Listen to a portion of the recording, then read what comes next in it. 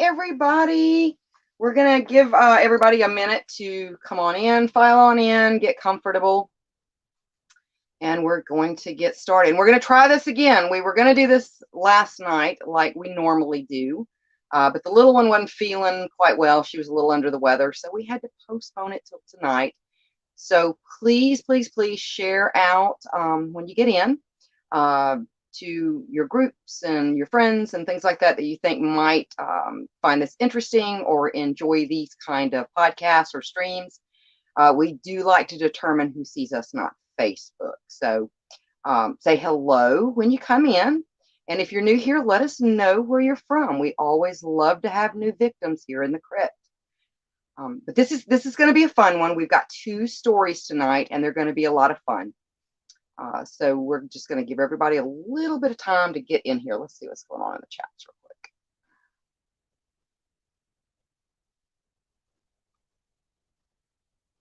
quick. Okay, so we've got a few people in here. Hi, John. How are you? Hi, Damon. Hi, Carl. And I hope I don't completely gut this. Palongrio. We are so glad to have you here in the crypt. But tonight, I'm going to bring you actually 2 stories tonight, and these are going to be a lot of fun. But for our new viewers, this is the Mother De La Morte show, and thank you so much for joining us.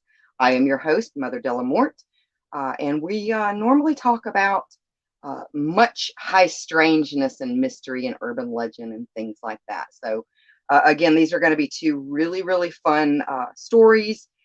Though they are based on either true facts as far as placement or the actual situation itself, the stories themselves are a little fanciful.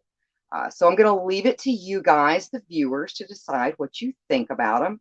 But even if they are fanciful, they're still a lot of fun. It's always fun to have a little mystery in our lives, lost treasures and all that kind of stuff. I love a good mystery. I love a good mystery. And we're going to talk about 2 of them tonight. So let's see how many people we've got in here, because I believe we are about ready to start. Hi, Roots Bleed Red. Hi, James. Hi, Connor. And Primo. I'm sorry. Yes, Primo. How are you? All right. So we'll go ahead and we'll get started real quick. Sorry, my big old fingers. All right, so the first story that we're going to be talking tonight about is going to be the Brompton time machine. Now, in order to talk about the Brompton Cemetery, which is supposedly where this time machine is located, I want to go over kind of a little bit of background with it, okay? For anybody that is really into like cemeteries, especially like the old Victorian cemeteries, the architecture and just the craftsmanship that went into those bygone cemeteries. At some point in a conversation, the Magnificent Seven is going to come up. That phrase will come up, and so I want to talk a little bit about the Magnificent Seven and what the Magnificent Seven is. Now, the Magnificent Seven in cemetery circles or tapophile circles, those are people that are interested in cemeteries. That's going to come up, and what they are is they are a group of 7 Victorian cemeteries that pretty much surround like old London. Each one of them are individual. Each one of them have their own backstory or history or even legend itself. And Brompton is one of those. So just to give you a really quick rundown on the Magnificent Seven, of course, we have absolutely number 1, which is at the top, and that would be Highgate Cemetery. It is London's creepiest cemetery and was once the site of dueling magicians and mobs of stake-carrying vampire hunters. So it does have its own legends. The next would be Nunhead Cemetery. Now, a vast, overgrown cemetery, once known as one of London's Magnificent Seven. And what they mean by overgrown, a lot of the way that England approaches some of these old cemeteries is what they kind of consider like passive restoration, which they basically kind of let everything just overgrow and become like an animal sanctuary. Now, whether it 100% behind that, I'm not sure, because I'm not sure exactly how that plays into like the actual keeping of the headstones and things like that, or if they would just deteriorate over time. I'm not really sure, but that is number 2. Number 3 would be Brompton, and it is the 6th of London's magnificent 7 cemeteries, and a source of unlikely inspiration, actually, for the author Beatrix Potter, the one that wrote Peter Rabbit. Then you also have Abney Park Cemetery. It's in a historic arboretum and nonconformist, non-denominational park cemetery. So all the Victorians really looked at cemeteries as a place that you would actually spend Sunday afternoons, picnics, things like that. And this one right here was actually specifically geared for the park aspect. However, it was still a cemetery. Then you had West Norwood Cemetery. It is a Victorian park cemetery standing on the side of what was once the Great North Wood. You also have Tower Hamlets Cemetery Park. It is a historic London cemetery which now serves as a nature park incorporating gravestones and memorial statues. And then lastly, you have Kensal Green Cemetery and Catacombs.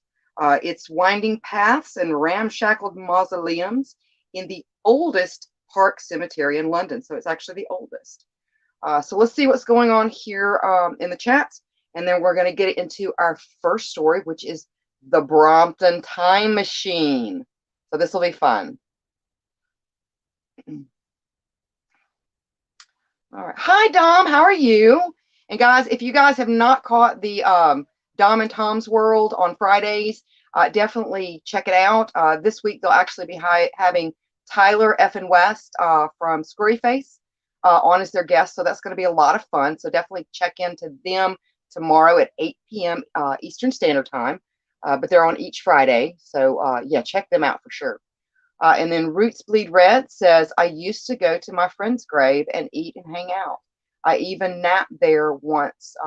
Yeah, and when Odd Mother, a good 400 and something years ago, when Odd Mother was growing up in my first life, we were taken to cemeteries to play because honestly, I mean, it's one of the safest places you can pretty much, let your children run. And so we had a big Victorian type cemetery in the town where I was born, and yeah, we would go there all the time, and it was a lot of fun. And maybe that's where my love of cemeteries came from, because they just seem very peaceful to me. They don't seem scary. Hi, Tom. How are you? And then Carl says, I think Karl Marx is buried there. Yeah, if he's buried in London, then he's probably buried in one of the Magnificent Seven. Hi, Dustin. How are you? Glad you're here. And then Damon says, I got news on treatment. If I don't get a phone call by May 23rd, I'm in remission. Oh, that's wonderful to hear. And I hope that is the case, Damon Bard.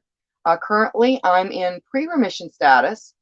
White cell count is down to 8.1 from 10.0. So we are so happy for you, Damon, that is going so well. I'm so happy about that. And then Raven is here. Hi, Raven. How are you? And Connor says, hi, Odd Mother. Let's see if I've missed anybody before we get started. Let's see. And Sherry's here. Hi, Sherry. How are you? I've missed you too. And Otis is here. Guys, we're going to be putting out a welcome message tomorrow on the pages and the websites to welcome our newest content contributors, the Night of the Living Dreads podcast. So they're going to be on Saturday nights starting at 8 p.m. Eastern Standard Time. So you definitely do not want to miss them. They're absolutely hilarious. Great dark humor, and love to talk about all our favorite subjects, which are horror, serial killers, the weird, high strangeness, and all the good yummy stuff. And then Christopher, hi Christopher, how are you? I'm so glad you're here. And then one more comment. Let's see what our last comment is. And then Sherry says, Otis has never seen your makeup before. Hey, Otis, this is for you. Boo! So this is me. This is me. This is my actual look. When I take off the human, you know, and it takes a lot to keep these girly bones in shape, I'm telling you. All right, so we're going to go ahead and get started.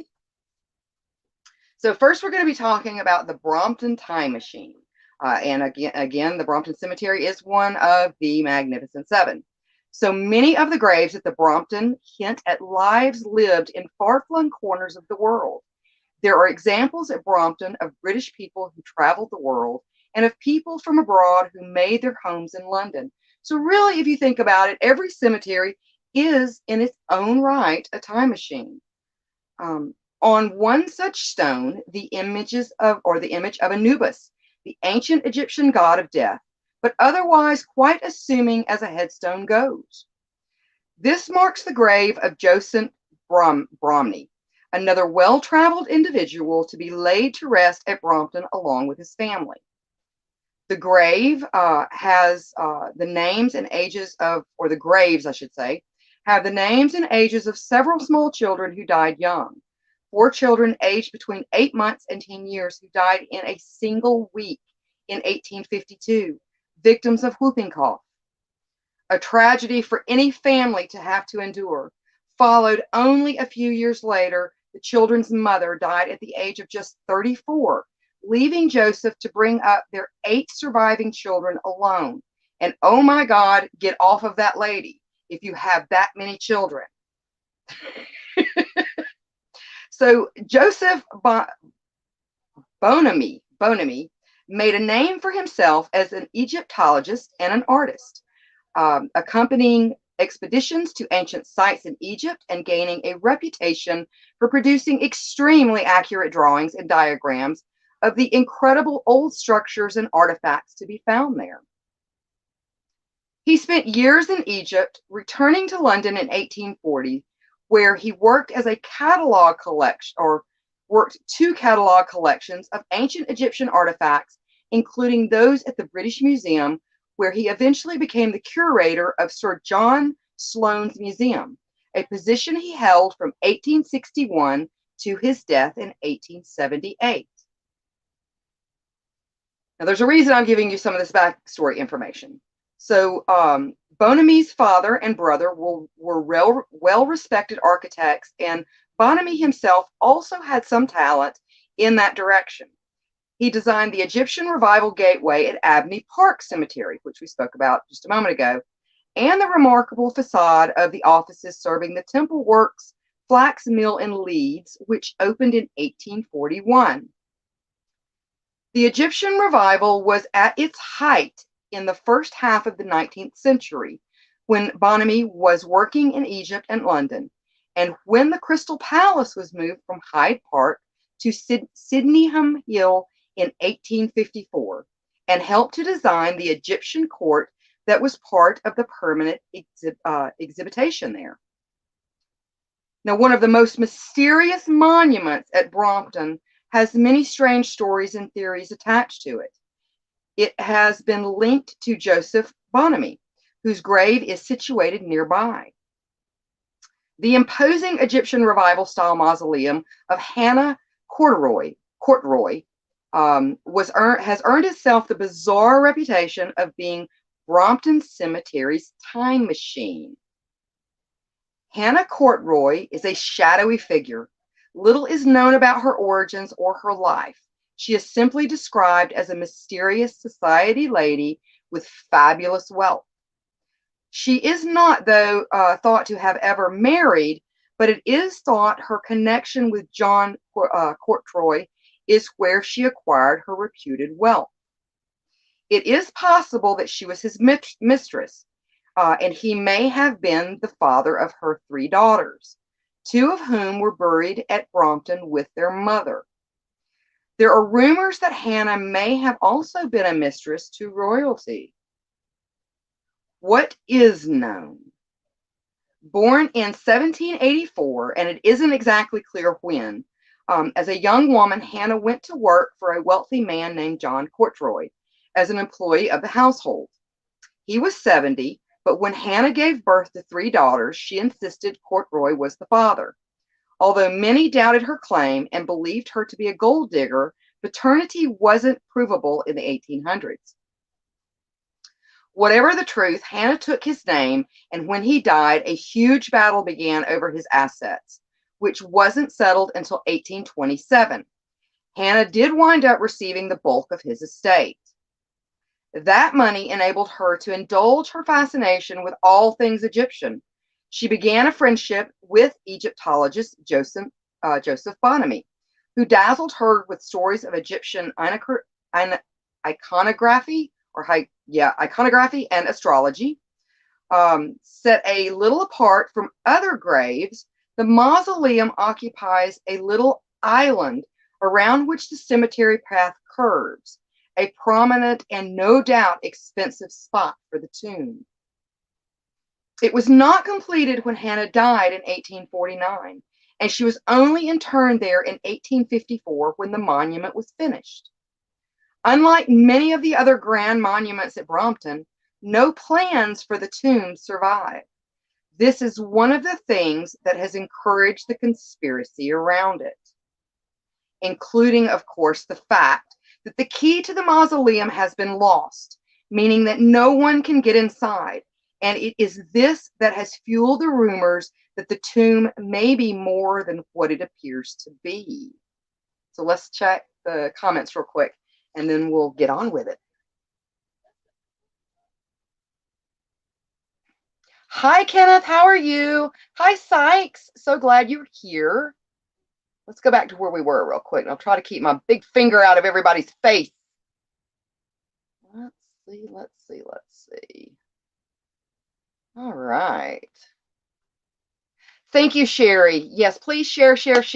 I am on a night that I'm normally not on. We tried it last night, but the little one was under the weather. So we had to do a redo today, or this evening, I should say. But we do like to decide who sees this, not Facebook's algorithms. So please share. I really, really would appreciate it. Thank you. Yeah, it is a neat and weird story, Otis. I love those kind of stories. And thank you, Carol. Carol says sharing out. Thank you so much.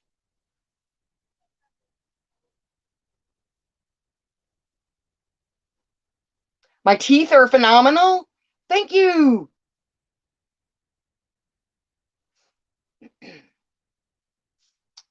And so Carl says, yeah, it's Karl Marx is buried at Highgate. And that is not surprising. A lot of famous people are buried at Highgate. Yes, Liz, surviving 8 children after 5 other died. So like I said, oh my God, get off that woman.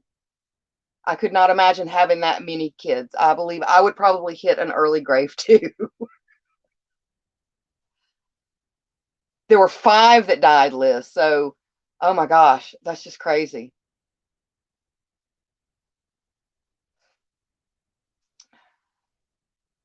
And then Kenneth says, hey folks, it's been a while since I've been on. So how's everybody been doing? We have been doing absolutely fabulous, Kenneth, and we were so glad that you're here.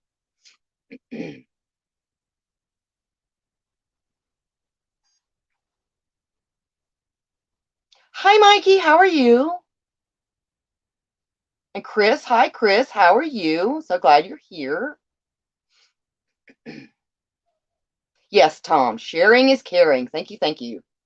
All right. So we now know that there's a lot of mystery around this particular tomb. A lot of mystery, and there are some connections with Mr. Bonamy that we're going to get to, as well as one other character. So one theory about the museum is that Joseph Bonamy, who did design other Egyptian-inspired structures, was also the designer of the Cortroy Mausoleum.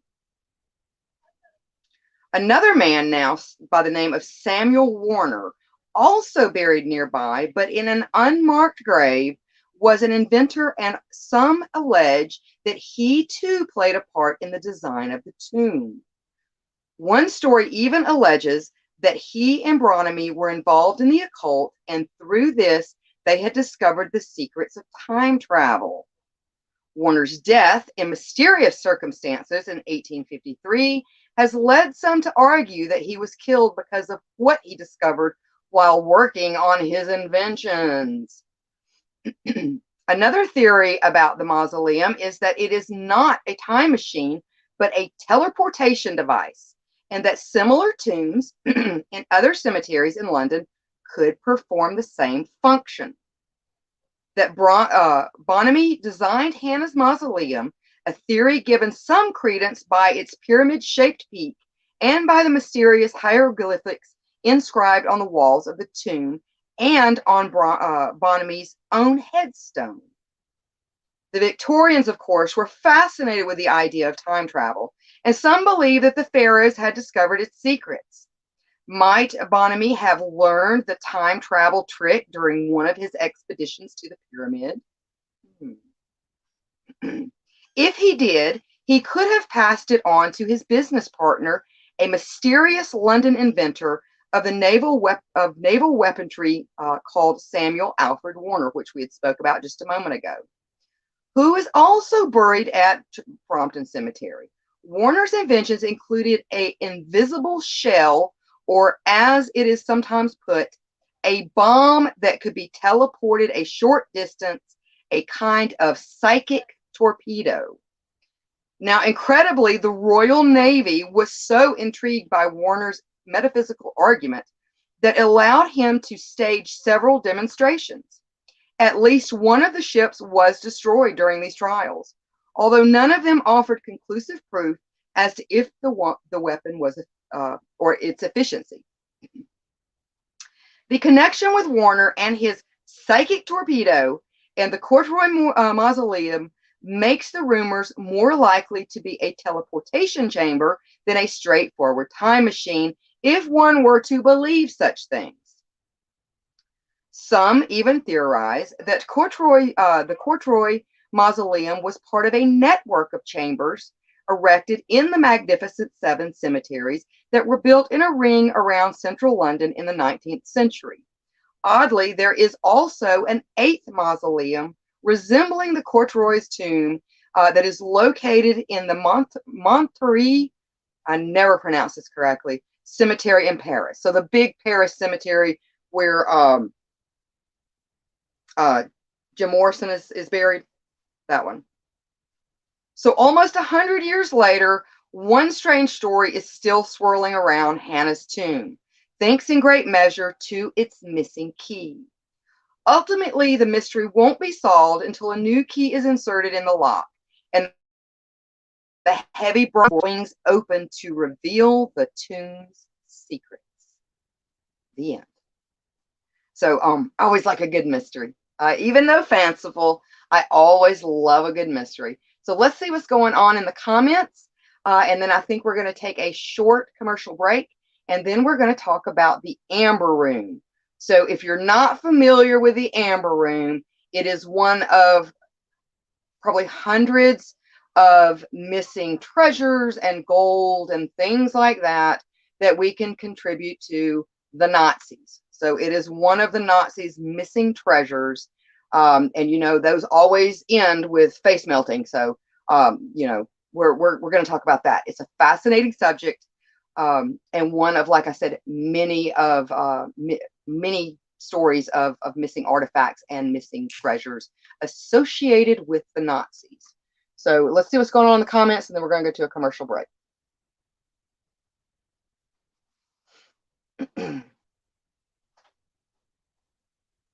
Yeah, the one where Joplin's buried.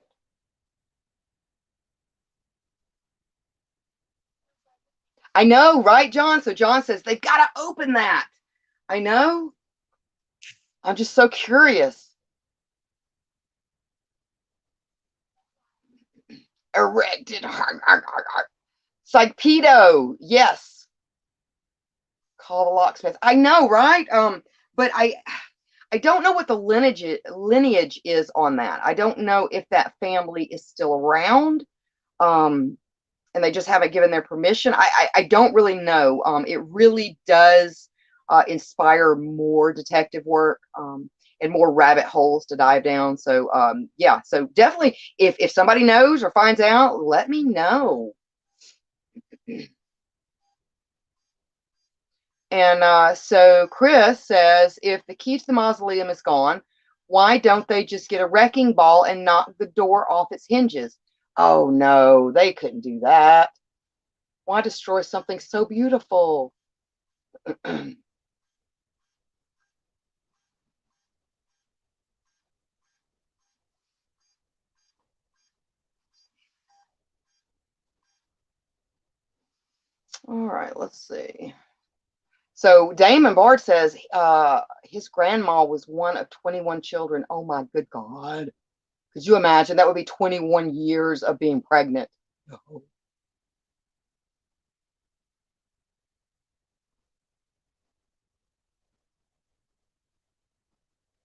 Yes, rabbit holes. Psycho Bunny, Death Cult, and rabbit holes. We love going down rabbit holes.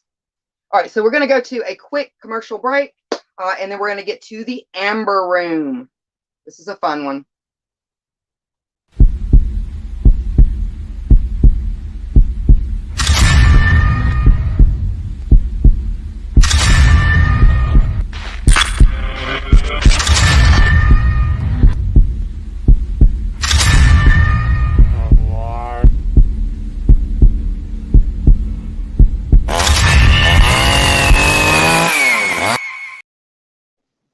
And we're back. That was quick. Okay, so again, some of you guys may be familiar with the Amber Room. It is one of the missing artifacts. It's a wee bit obscure, as well as the Nazi bell. I want to get into the Nazi bell at some point in the future, but so the Amber Room was once considered the eighth wonder of the world, and the one that you just saw, this is actually a reproduction that took I believe it took 21 years to do just the reproduction itself. So it was considered one of the eight wonders of the world. The Amber Room was a treasure of kings and an architectural marvel before being stolen by the Nazis and lost to history. So what happened? It all depends, of course, on who you ask. The Amber Room remains a priceless piece of art with extraordinary architectural features such as gilding, carvings, 990 pounds of amber panels. And yes, this is the amber that you're thinking of, but this is Peruvian amber. They were also gold leafed. They were impregnated with gemstones and mirrors, all highlighted with candlelight. Additional architectural and design features included statues of angels and children. It was a gift to Peter the Great in 1716, celebrating the peace between Russia and Persia. And once located in Catherine Palace of Tuskoy Selo near St. Petersburg. The room's fate, however, became anything but peaceful. And I'm going to try not to gut these pronunciations. The contents of the original chamber was and has been dubbed, like I said, the eighth wonder of the world, but has remained missing for decades. The construction of the Amber Room began in 1701. It was originally installed at Charlottenburg Palace, home of Frederick I, the first king of Prussia.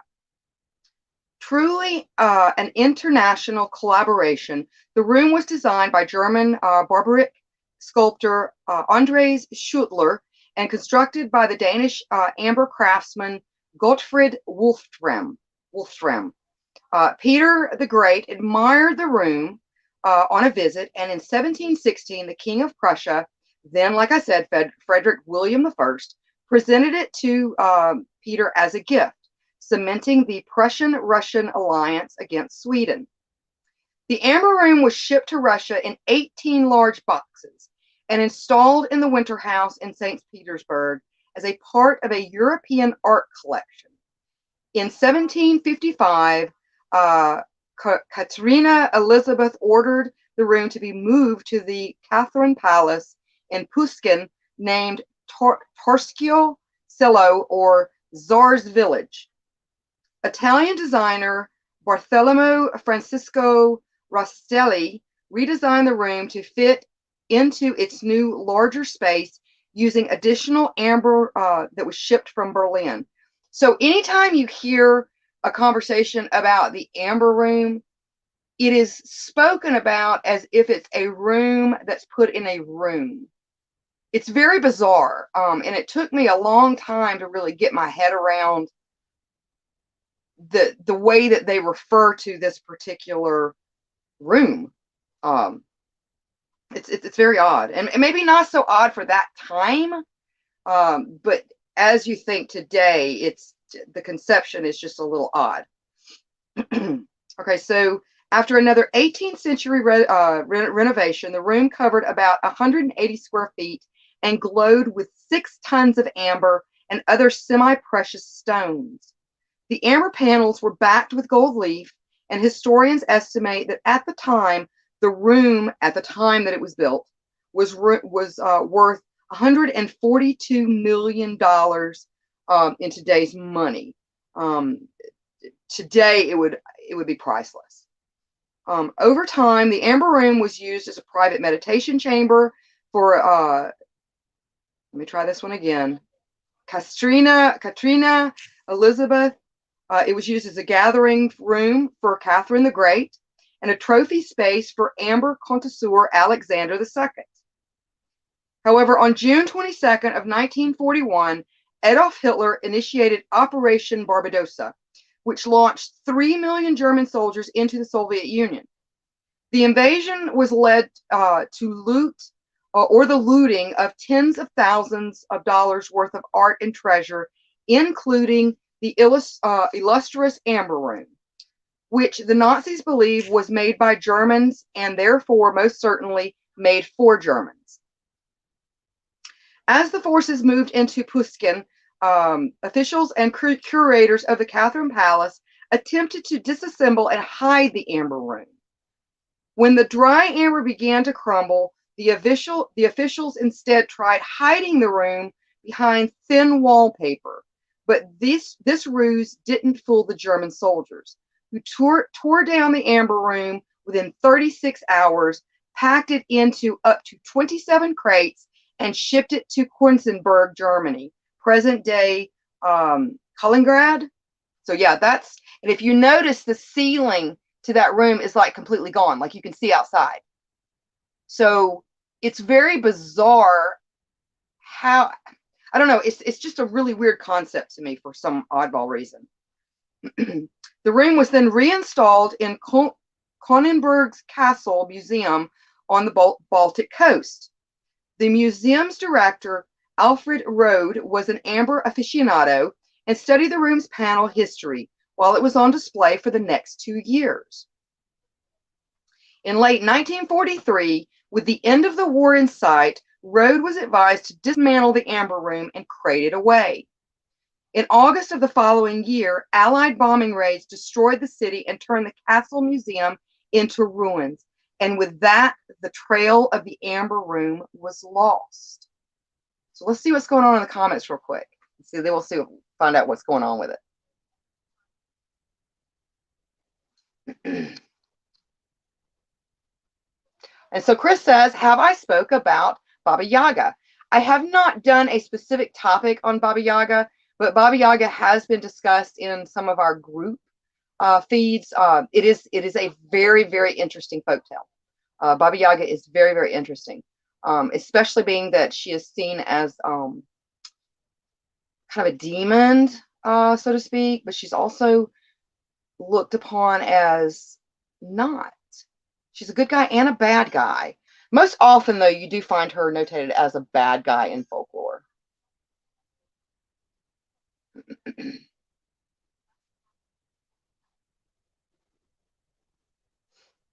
Hi, Jillian. How are you? And guys, if you have not checked out Jillian and Genevieve's show on our network on Saturday nights, the Sinister Sisters, they come on at 10 p.m. on the first and third Saturday of every month. You definitely want to check them out. Lots of creepy shenanigans going on with the Sinister Sisters. Lots of fun and just really, really interesting topics. They finished up with the Alyssa Lamb case not too long ago, which is just a absolutely It's just a really interesting story. Hi, Jennifer. How are you? And then Kenneth says, where's everyone's little cutie pie daughter? Well, she, like I said, she was under the weather yesterday. She's feeling much, much better tonight, but she's still, Mama says, still bed rest. So she's been hanging out in the big bed tonight. And then John says, I've heard of the Amber Room, sunk in World War II. They are trying to recreate it. Well, they have already recreated it. It took 21 years, from my understanding, to actually recreate it. And it is actually in Russia now. It was dedicated by Putin. I forget the year, but it was fairly recently.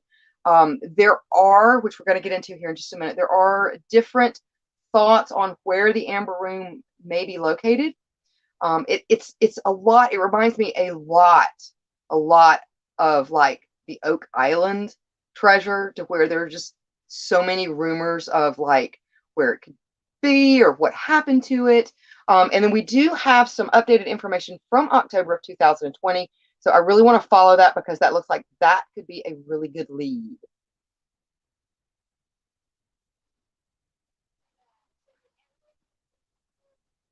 And that is one of the theories, John. So John says, I heard the Amber Room was put on a ship and sunk by a sub. That is one of the theories. But like with all German hidden artifacts and lost in time treasures, they were really, really good about hiding shit. They were real good about hiding shit. Okay, so where were we? All right, so the end of the war, the Germans are seeing that the end of the war is coming, and so the curator is told to go ahead and crate up the Amber Room and put it in storage. Then after that, of course, the war actually reaches this area of Germany where the museum itself and the town were pretty much annihilated. And that's kind of where the trail somewhat goes cold. In August of 1944, Konigsberg was heavily firebombed by the Royal Air Force. It suffered further extensive damage from artillery from the advancing Red Army before the final occupation on the 9th of April of 1945. Orders given by Hitler on the 21st and the 24th of January of 1945 ordered the movement of looted possessions from Konigsberg. This allowed Albert Speer, Reichsminister, I have to get my tongue right, of Armaments, and his administration team to transport what they considered cultural goods of priority.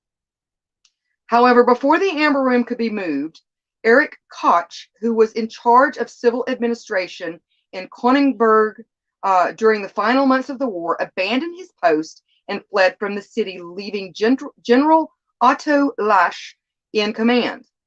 After the war, the Amber Room was never seen in public again, though reports have occasionally surfaced stating that pieces of the Amber Room survived the war.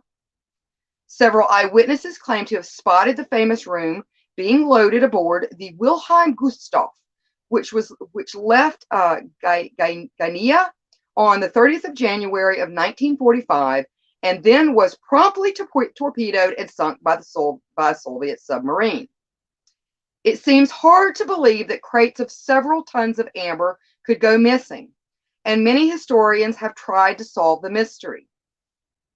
The most basic theory is that the crates were destroyed by the bombings of 1944. Others believe that the amber is still in Kaliningrad, while some say it was loaded onto a ship and can be found somewhere at the bottom of the Baltic Sea. Now, in 1997, a group of German art detectives got a tip that someone was trying to hawk a piece of the Amber Room.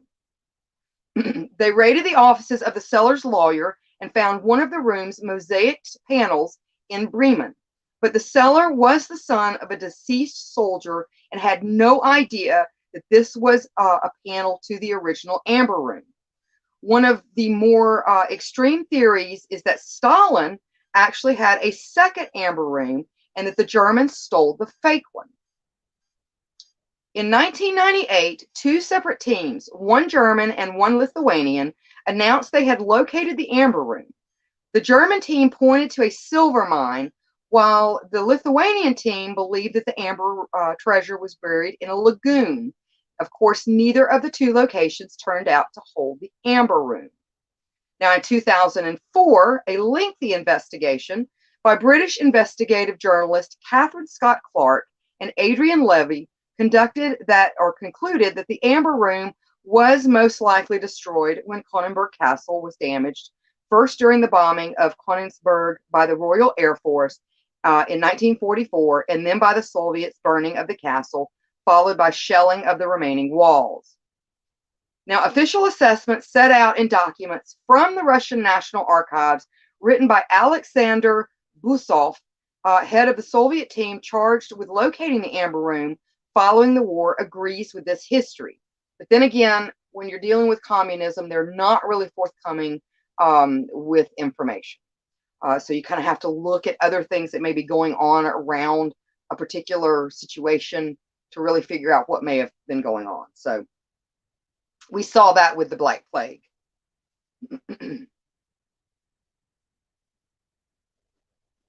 Okay, now a variation of this theory by some present-day residents of Kaliningrad is that at least parts of the room were found in Königsberg's castle cellars after World War II by the Red Army. The Amber Room was allegedly still in good condition. This was not admitted at the time, so the blame could fall solely on the Nazis. To preserve the story, access to the ruins of the castle, which was allowed after World War II, was suddenly restricted to all, including historical and archaeological surveys, but the room is said to be in the storehouse near Königsberg's castle. Then in 1968, despite academic protests worldwide, Soviet General Secretary Leonid Brezhnev ordered the destruction of Königsberg's castle, thus making any on-site research of the last known resting place of the Amber Room all but impossible. The main problem with finding the Amber Room is that the Nazi regime hid many items in many difficult-to-reach places, usually without documentation, leaving a wide search area. Even as early as 1939, the Germans moved items to destinations far from Europe. As in the case of the SS Minden, which carried 4 tons of gold, which equates to 100 million pounds, and that's in Great Britain currency, was not found until 2017. So they were good at hiding stuff. Now, of course, like I said, with any lost or missing Nazi artifact or gold, there's always a curse. There's always face melting. There's always something terrible that occurs when you look for these things. And as well with the Amber Room, it does carry a curse. Another bizarre aspect of this story is called the Amber Room curse. Many people connected to the room have met untimely ends, like Rode and his wife, for example, who died of typhus while the KGB was investigating the room or looking for the room. Or General Gustov, a Russian intelligence officer who died in a car crash after he talked to a journalist about the Amber Room. Or most disturbing of all, Amber Room hunter and former German soldier George Stein was found naked in the middle of a German forest, his stomach laid open by a scalpel. One story has it that an investigator who claimed to have uncovered a radio message detailing the fate of the Amber Room was found dead, apparently struck down by the curse. But the wildest theory has to be that upon Hitler's death, his body was never burned, but was buried in the Amber Room. Now, if this is true, the latest team or group of people that they could be in actually for a very grim discovery if they ever reach their target. Now, in 2008, a claim came from a group of German hopefuls who said that they had discovered 2 tons of Nazi gold in an underground man-made cavern near the village of Dusseldorf on Germany's border with the Czech Republic. The team believed that the material in the chamber to be gold after conducting an electromagnetic test. One of the group, the 53-year-old mayor of Dusseldorf, Heinz Peter Hostein, has been searching for the amber room in the region for 10 years, spending tens of thousands of euros in the process. He claims the area is home to a maze of underground Nazi storerooms, which is that's not uncommon. They actually used a lot of old mines as storage rooms. He also believes the Nazis hid valuable items there at the end of the war. Now, I do need to look and see whatever came of that, because like I said, that was 2008. And that could have actually been when that claim came in of the 100 million pounds of Nazi gold were located or were found. So in 2017. So that could have been what happened with this 2008 dig. But I don't know. I didn't look into that. However, on October of 2020, Polish divers say they have found the wreck of the German ship, which was sank in the Second World War, that may help solve a decades-old mystery about the whereabouts of the Amber Room, an ornate chamber that the Nazis looted from the palace in Russia. Like I said, decorated with amber and gold. The room was part of the Catherine Palace near St. Petersburg, and it was last seen in Kronenberg. Then a Baltic port city in Germany, but now the Russian enclave of Kaliningrad.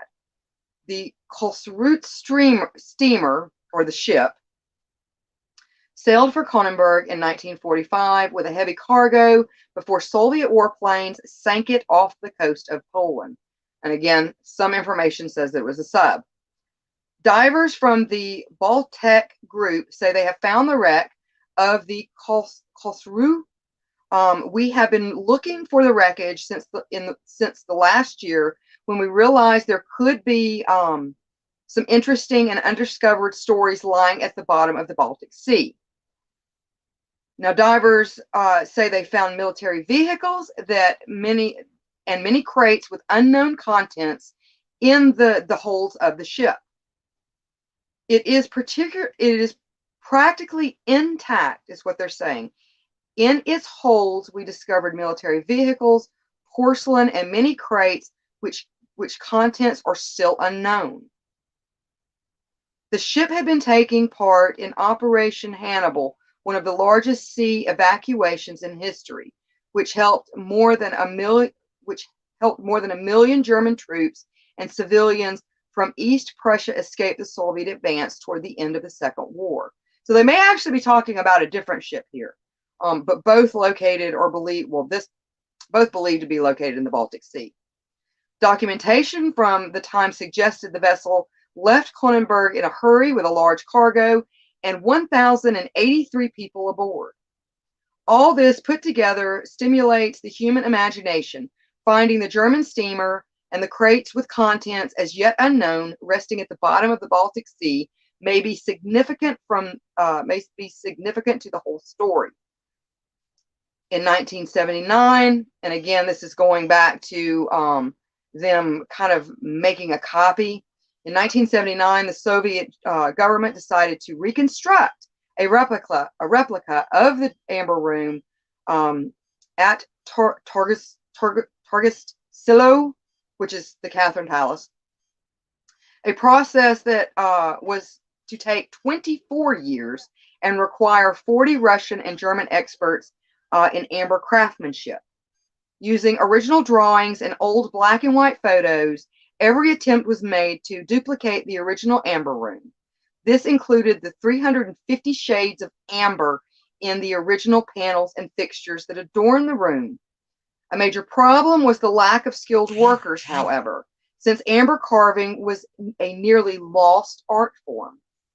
The financial difficulties that plagued the reconstruction project from the start were solved with the donations of, and this is based on U.S. currency, 3.5 million from the German company E.ON that were donated to help restore that or to replicate that. Now, by 2003, the work of the Russian craftsman was mostly completed. The room was dedicated by Russian President Vladimir Putin and German Chancellor Gerhard Schroeder at the 300th anniversary of the city of St. Petersburg. In Kleinmachnow, near Berlin, there is a miniature amber room fabricated after the original. The Berlin miniature collector Ulla Klingbeil had this copy made of the original, was made actually from the original East Prussian amber. So this is not the kind of amber, it's still amber, but it's not the kind of amber that we think of. I mean, it's still sap, but the Prussian and Peruvian stuff, or the Prussian amber, it's considered actually semi-precious. So it's a little bit different grade, if that makes any sense, of amber than what we find like over here in the US and stuff. So but yeah, that is kind of where we're at. So I'm really, really, really interested to see what comes of this location of the ship in 2020, because everything has been kind of slowed down because of the Rona. So I am really looking forward to seeing what they do wind up finding down there. I think it will be quite interesting. So that is the Amber Room. And again, there are lots of rabbit holes that you can chase on this one as well. So, find anything new, definitely, shoot me a DM, let me know. But it's definitely an interesting subject. So let's see what's going on in the chats real quick. Let's see. Hi, Debauchery. How are you? Hi, Little Bit.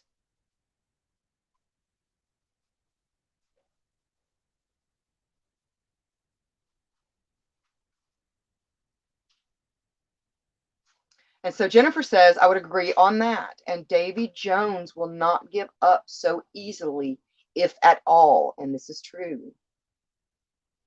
And then John says, has anyone looked on eBay? I'm sure if they're able to track it down to someone's lawyer, and the gentleman, it was just something that was passed down through the family from his like great grandfather. If they can find that, I'm sure there are people keeping an eye on eBay. But you never know. You never know.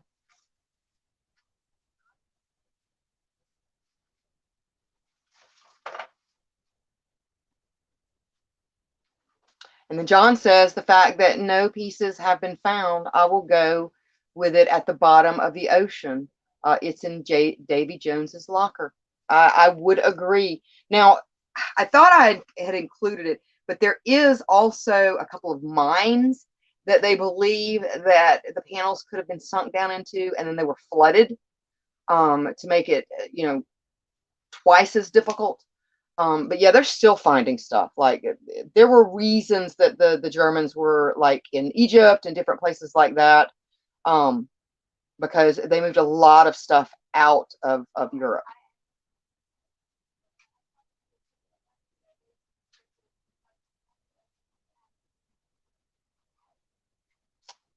All right. And then Jennifer says, but you would think that you could still find pieces of amber and gold in the ground. Yeah, I look up the Amber Room though, Jennifer, and look closely. They've got some detail. There were so many. It was like, what am I trying to think of? It's like they took chips of amber and then molded them together to where like the amber walls or the panels themselves were almost like a mosaic or a tortoise shell, if that makes any sense. Very, very intricate. And you're talking about craftsmanship that we just don't have anymore.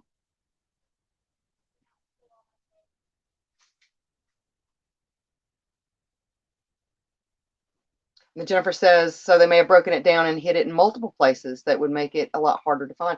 This is true too. This is true too.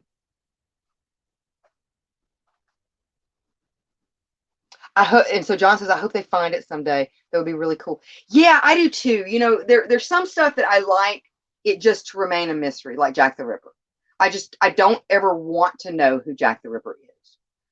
To me, it's a more interesting story to not know and speculate than it would be to find out that it was, some, shipmate or something that just, had some kind of problem with women. I mean, it's a horrible situation. I'm not glorifying Jack the Ripper, but it's gone from true crime into folklore.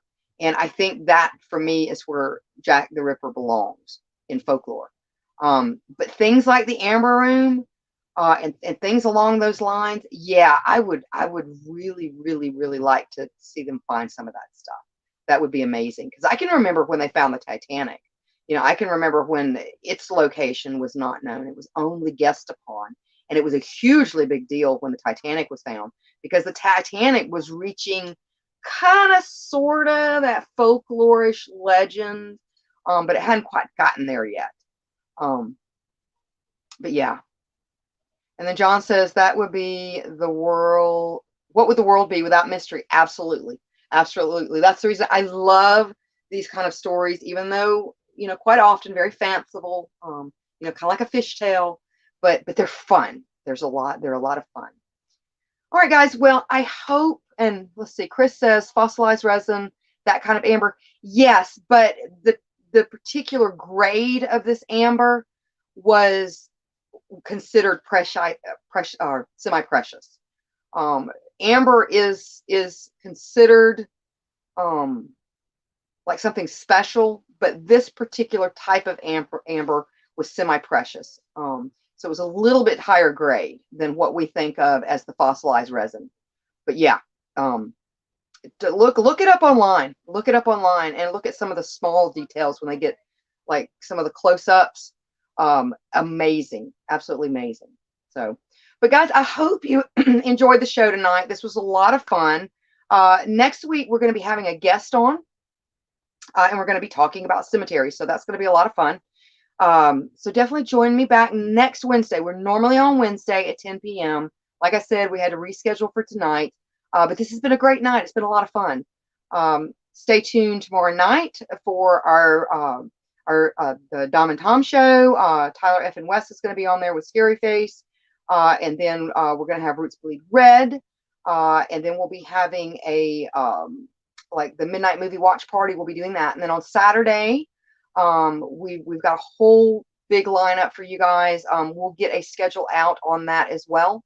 And then on Sunday, we do have the sideshow. And then the week starts over again, but we always put out ads to let you guys know what's coming. So we have something just about every night of the week. So it's a lot of great content artists here. So yes, we do hope Odd Daughter starts to feel better. And she is.